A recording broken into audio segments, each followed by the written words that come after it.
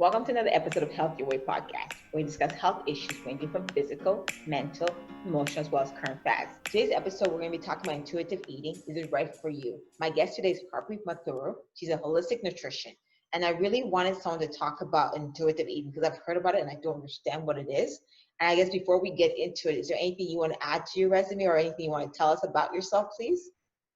So my business name is Nature's Elixir Health and Wellness, and I'm self-employed. And I hope the viewers enjoy today's episode. Oh, I like that. And I guess the first thing we can really start is, please just tell me what intuitive eating is and how do you do it? Because yeah, it doesn't make sense to me. I'm sorry. It just doesn't make sense to me. Okay, so there's a few things about intuitive eating. So when I think about intuitive eating, I actually think of the word gem. Okay, so Okay. I've come up with this. And what that means is that we want to treat ourselves like a gem, right? What is a Okay. gem? It's something that's precious. We have to cherish it. We Okay. have to make sure it's valuable. So let's look at ourselves like that, right? Let's look at Okay. our body and our minds as a gem. Like we want to take care of our minds and our bodies, right? We have one in this lifetime. Let's take care of it. Let's cherish it. Let's nourish it properly. Okay. When intuitive eating is actually more about learning to listen to your body. So your physical hunger cues, for example, they could be having an empty stomach, right? Like having that feeling that you have an empty stomach and you feel hungry, so you eat. Or your stomach growling, or you have a headache, you're lightheaded, you have no energy, and other people yet have no signs at all, right? Like Okay. when they're hungry, they kind of have no signs. So those are called your physical hunger cues, and they're different for everyone.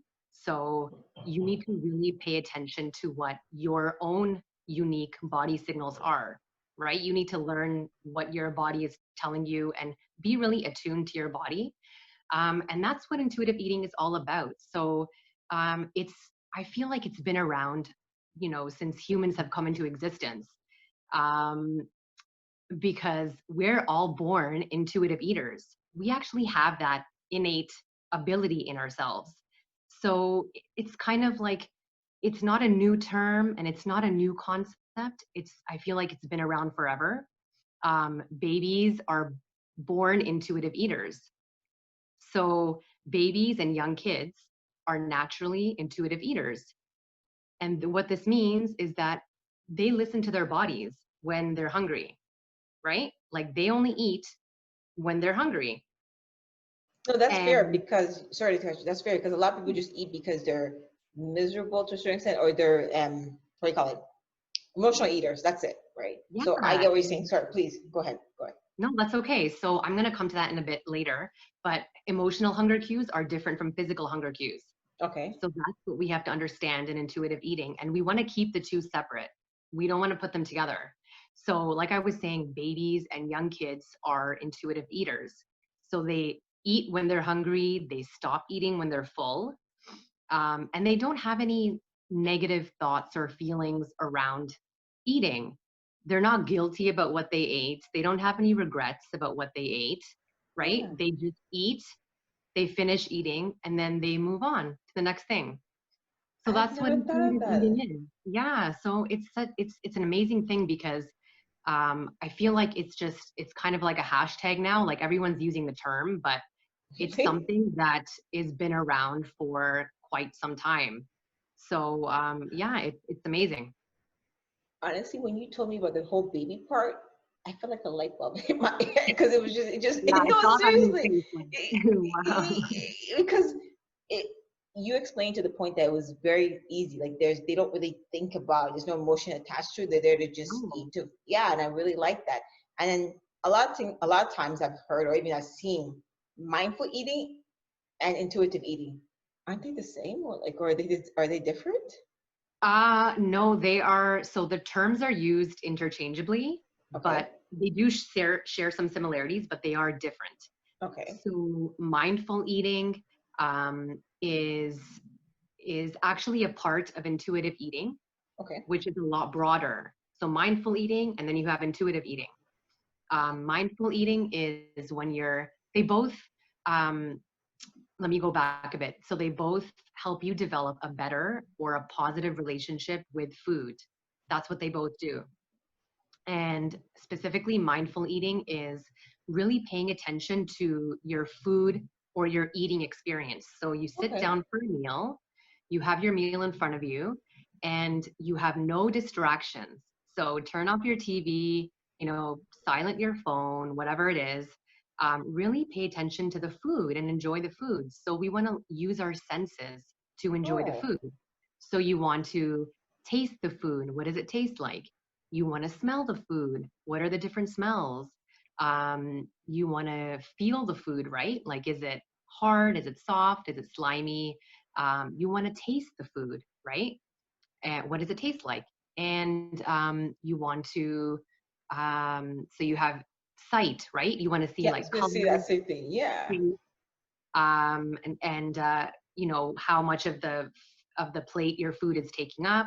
So you want to use all your senses to really enjoy eating, right? Like, we're always, this day and age, where sometimes we're eating on the go, right? Busy people, high fast paced lifestyles. We're eating sometimes, unfortunately, in the cars.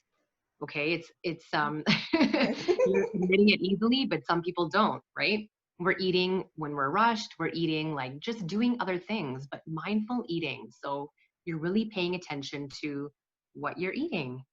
That's all it is. And Yeah. they're actually, the two, like mindful eating and intuitive eating, they're better when they're done together. Really? No, I can see that. I can see that. I really like if you taking the time and then yeah, I can see it. Yeah, that makes sense. They work well together. Yeah. Honestly, I've spent the past 5 minutes with you, and I'm just like I'm like blown. I'm sorry. I think it's because I'm really like, for lack of a better word, was very ignorant about this. I just ate Yeah. because I was hungry, so I Yeah. didn't know there was really mindful eating. I knew there's you should be present to a certain extent while you're eating, but then listening to you talk, and it makes sense. Like, a lot of people are like, okay, so does it really work? And is it really backed by any science base? Or is it just basically, a lot of people's like, okay, sure, whatever, this is nonsense. Like, what is the science? Is it, you understand my question? Go ahead, please, Yeah, yeah, Harpreet. yeah. So there's been research studies done, like there's been over 100 studies done in the area to show Okay. that intuitive eating is beneficial. And it's shown in the areas of, for example, it helps to lower stress levels, it Oh, helps to lower cholesterol levels, it helps to raise your self-esteem, and your confidence, and to help you give a better body image. So to think of your body image as a positive one, oh, to create that positive mentality. So there has been, the results have been promising, but there does need to be more research in the area. Um, so apart from the scientific evidence, though, if you think about what you asked, does intuitive eating work? I'm going to say that it's actually up to the person who's doing the intuitive eating oh, I to see. decide if it's going to work. Like with anything, if you put your mind to it and if you really want it to work, I it's like going to that. work, right? um, and that, I feel, is kind of the main deciding factor as to whether this is going to work for you. Like, understanding how it works, you can kind of put it into place, and you know your body best, right?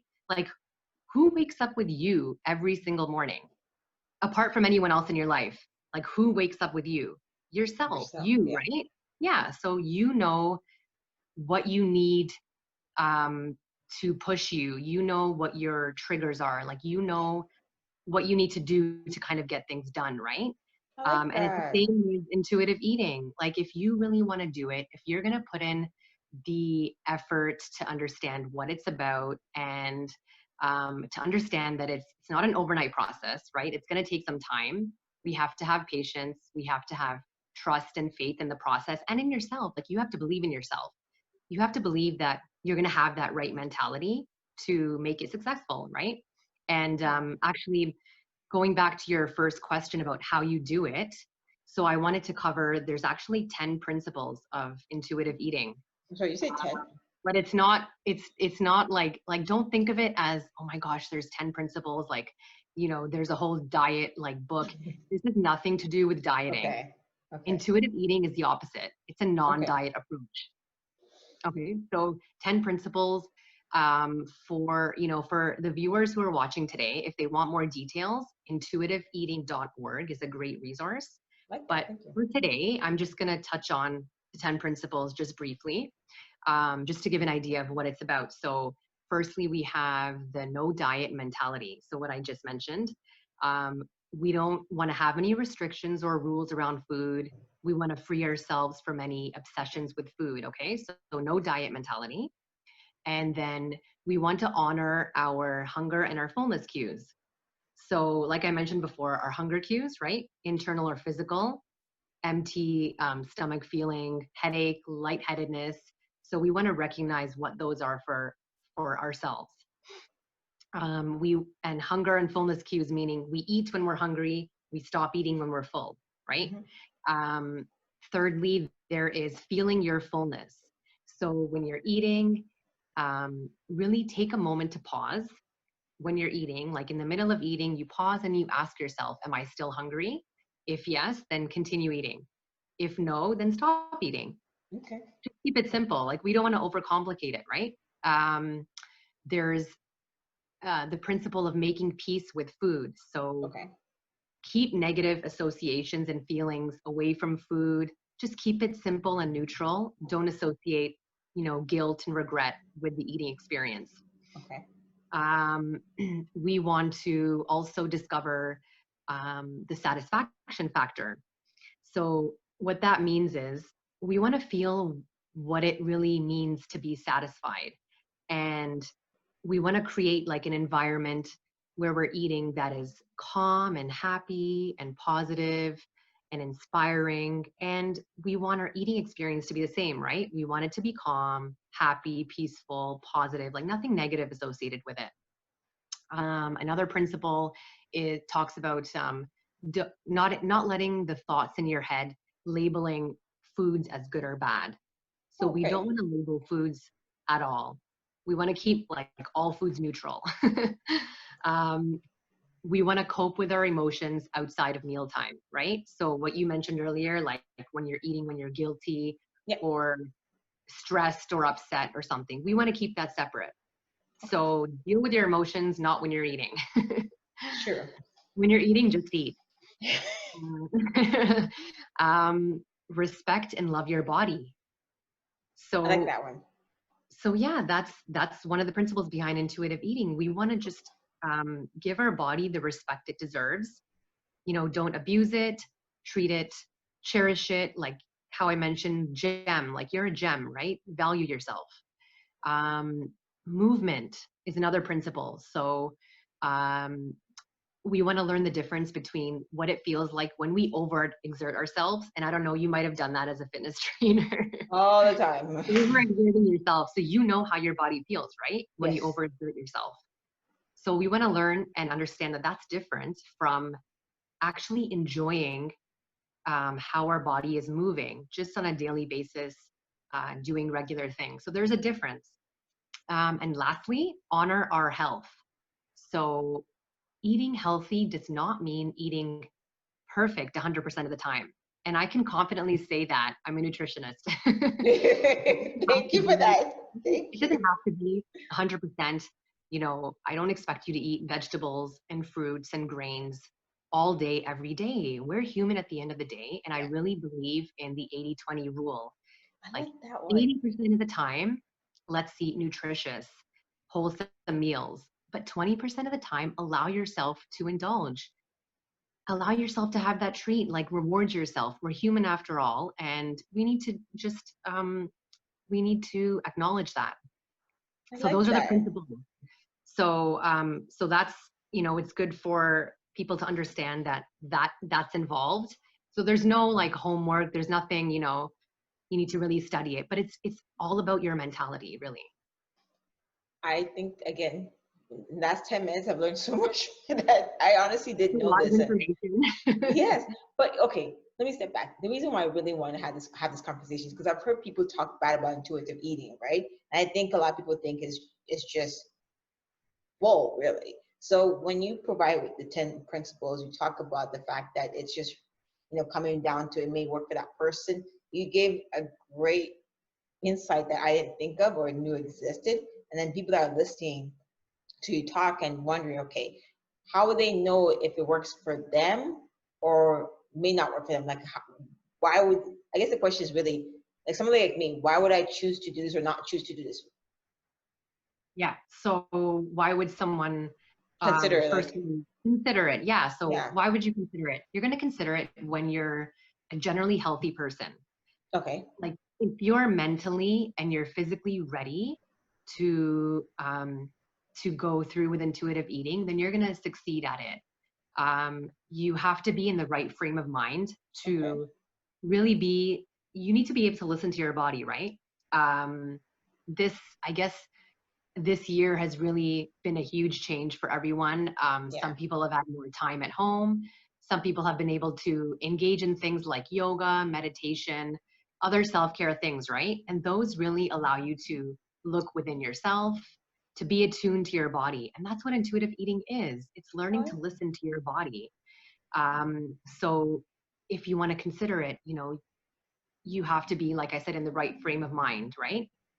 Um, Someone else who would consider it would be if you're in the recovery stages of an eating disorder, or if you have other weight issues. So okay, if you're in the recovery phase as opposed to the active phase of it, because your hunger signals are now coming back. So when you're recovering from an eating disorder, your hunger signals are coming back. So your body is able to tell you when to start eating. oh. If that makes sense. Yeah. It So does, because I never thought of it, and it does make sense. Like I'm listening to you, I'm like, okay, that makes a lot of sense. yeah, so people who are in the recovery phases, like you're now almost better, your body is now able to tell you, okay, I'm hungry, eat something. Okay, So, so no, I get what you're saying. So really, it depends on the person itself, right? Like yeah, if you're ready, I think anything you decide to do, if you're mentally ready for it and you're open to it and you're gonna be more consistent, then this is right for you. If you're just jumping into it thinking this is gonna resolve all your problems, but you haven't addressed the core issues of your problem, this is not for you. This is what yeah, Harpreet is saying, exactly, okay? In summary, it's not for exactly, you. Yeah, and I got exactly. that.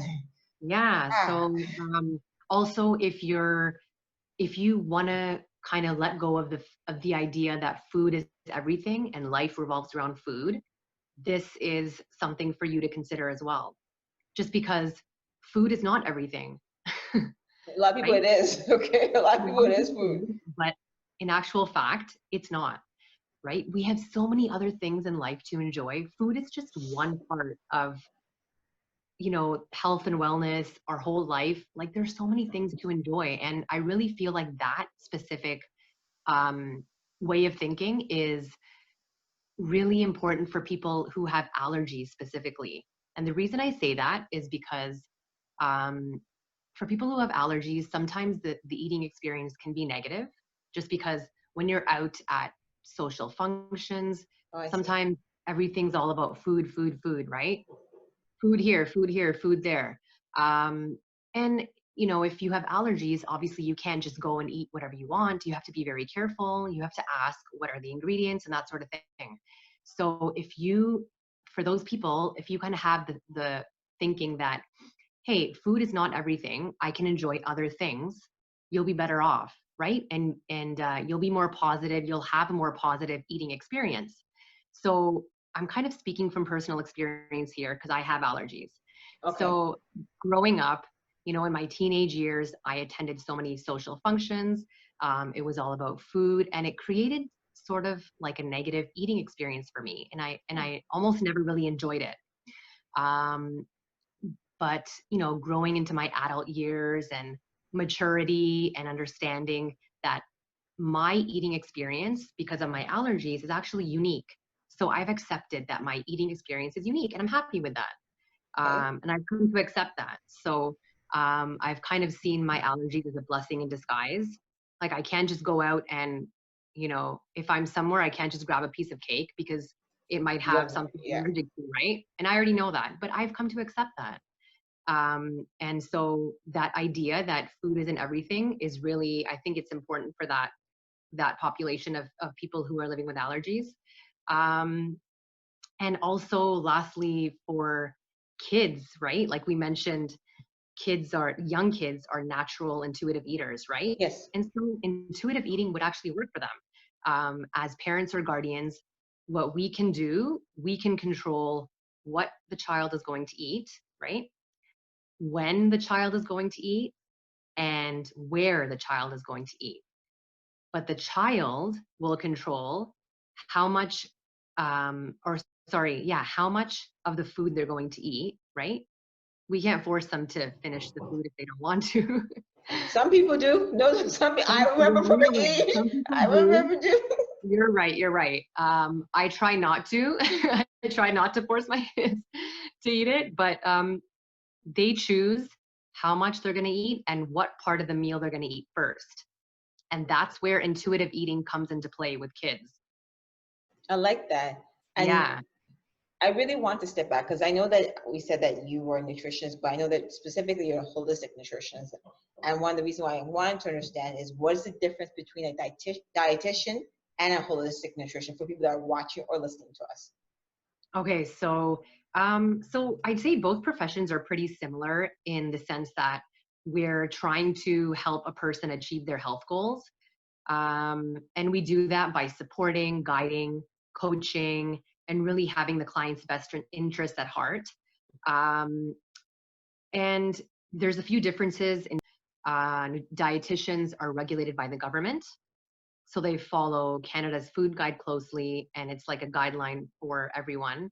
But nutritionists are self-regulated, which means that we have industry associations that we're a part of, and we have our own scope of practice and code of ethics that we follow.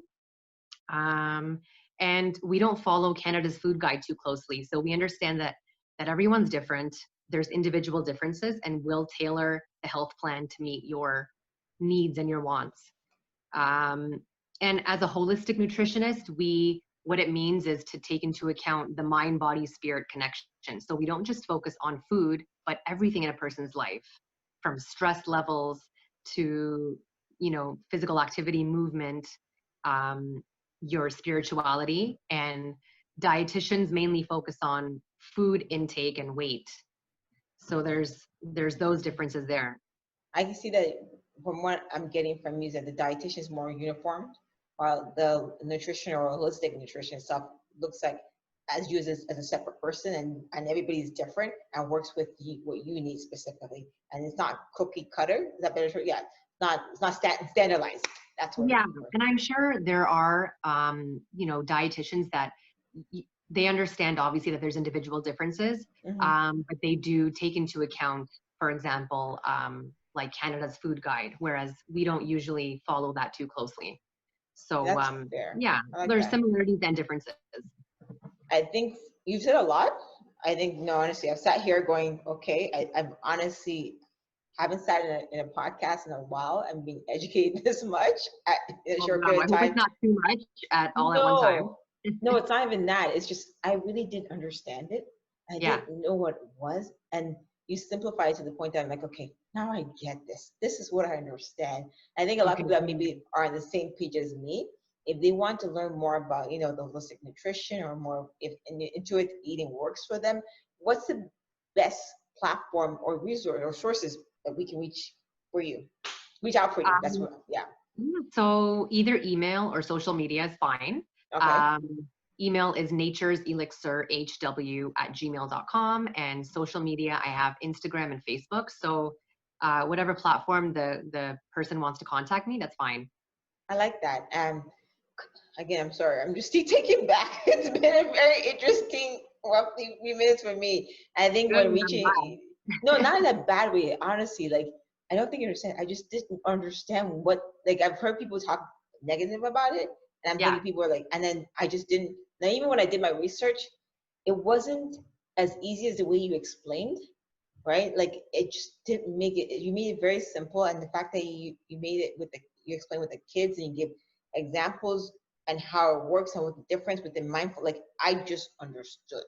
Now I Okay. get Good. it. That was my Like, goal, so I'm I glad. really do. I think when people are reaching out to you, so far what I'm getting is that you're educated, you know what you're talking about, you do your research. But that's me personally. But I don't want to speak for you. But when people are reaching out to you, what sets you apart from others within your field? So I really think that empathy is such a good quality to have for anybody, right? Like anything you do in life, have empathy and really understand what the other person is going through. Because you're not going to be able to help them if you don't try to fully understand what they're going through. And this is so important in that client practitioner relationship, because as a practitioner, I really want to think about, okay, what's a typical day in my client's life? Like what are they going through? What's their current lifestyle? What have they been through in the past? That they're willing to disclose to me, that'll just give me an idea of what type of person they are. So I think empathy and having that empathic quality is so, so important. Um, and just, being a good listener and being attentive, really understanding specific needs and wants as well, right? It's not only what you need, but what you want, right? Going back to intuitive eating, like you're not going to stick with a food if it's not tasty. Yes. You want it to also taste good, right? You're not going to just eat broccoli because you know it's good for you. You want to make it flavorful. So yeah, just, having that understanding, I think, is so important. And I try my best to exhibit that when I'm just, in my everyday life. And I feel like I relate really well to people who have allergies. I relate really well to people who have kids and who don't have kids. I get it. I understand what it's all about. I like that. Yeah. And yeah, honestly, I'm gonna want to do another podcast with you with the allergy part, because I feel like there's a story, like a lot of people don't talk about that. And with that said, I want to say thank you for being part of this podcast.